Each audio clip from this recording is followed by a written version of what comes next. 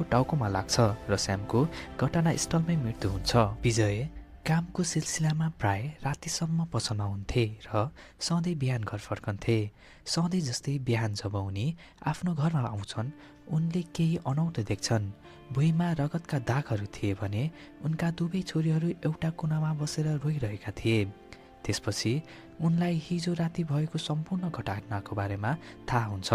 अनि अब कथा झनै रोचक बन्छ, जहाँ अन्जु र नन्दिनीले विजयलाई सबै कुरा बताउँछन्। त्यसपछि विजयले उनीहरूलाई चुप लगाउँछ र भन्छ कि तिमीहरूले चिन्ता गर्नु पर्दैन, म यहाँ छु।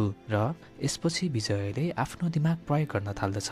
वास्तवमा विजयलाई क्राइम मुभीहरू हेर्नै धेरै मनपर्छ र उनी सधैँ क्राइमको चलचित्रहरू हेर्ने गर्दथे, जसको कारणले गर्दा उनलाई अपराध कसरी गर्ने र कसरी लुकाउने भन्ने बारे धेरै जानकारी हुन्छ। अब उनी आफ्नो दिमाग प्रयोग गर्छन् र पहिले